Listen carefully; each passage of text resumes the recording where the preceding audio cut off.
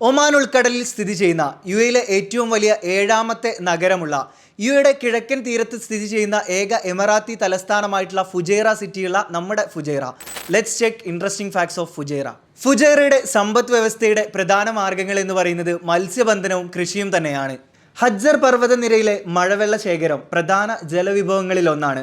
U എയുടെ Indian മഹാസമുദ്രത്തിലേക്കുള്ള ഏക connection കൂടിയാണ് എമിറേറ്റ്.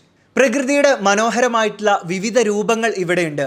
അതിമനോഹരമായിട്ടുള്ള പർവ്വത ശിഖരങ്ങൾ, താഴ്വരകൾ, വെള്ളച്ചാട്ടങ്ങൾ, ചൂടുനീരുറവകൾ, ആഴത്തിലുള്ള മലയിടുക്കുകൾ എന്നിവയും അവയിൽ ഉൾപ്പെടും. മറ്റ് എമിറേറ്റുകളെ അപേക്ഷിച്ച് ഫുജൈറയിൽ മിതമായിട്ടുള്ള ഒരു കാലാവസ്ഥയാണ്. അതായത് പൊതുവെ ചൂട് കുറവാണ്. ചൂട് കുറഞ്ഞ എമിറേറ്റ് ആണെന്ന് മാത്രമല്ല, മഴ വാർത്തകളിൽ എപ്പോഴും ഫുജൈറയിൽ മഴ പെയ്യുന്നുണ്ട് എന്ന് നമ്മൾ കേൾക്കാറുണ്ടല്ലോ. അതുതന്നെയാണ് ഏറ്റവും വലിയ പ്രത്യേകത. എമിറേറ്റിലെ അൽബാദിയ മസ്ജിദ് അതിപുരാതനമായിട്ടുള്ള പള്ളികളിലൊന്നാണ്. 1946 ഇത് നിർമ്മിക്കുന്നത്.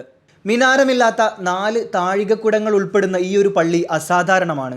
വാദി ഖൂബിൽ സ്ഥിതി ചെയ്യുന്ന സ്പെക്ട്രം ഹൈക്ക്, റെയിൻബോ മലനിരകൾ ഫുജൈറയുടെ മറ്റൊരു പ്രത്യേകതയാണ്. പാറകളുടെ എല്ലാം ലെയേഴ്സിന്റെ മനോഹരമായിട്ടുള്ള ഭൂപ്രകൃതിയുള്ള ഇടമാണിവിടെ.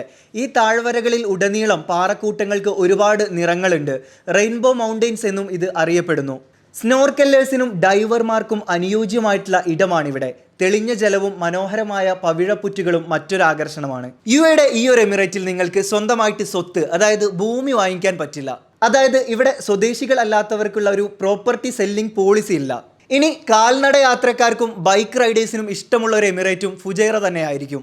ഹജർ പർവ്വതങ്ങളുടെ സാന്നിധ്യം കാരണം മനോഹരമായിട്ടുള്ള പാതകളാണ് ഈ എമിറേറ്റ് വിഭാവനം ചെയ്യുന്നത് എന്നത് തന്നെയാണ് പ്രധാനപ്പെട്ട ഒരു കാരണം.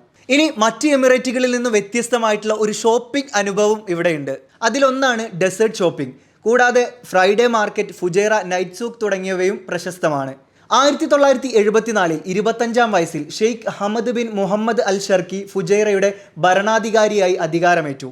50 വർഷങ്ങൾ തികച്ച അദ്ദേഹം തന്നെയാണ് ഇപ്പോഴും ഫുജൈറയുടെ ഭരണാധികാരി.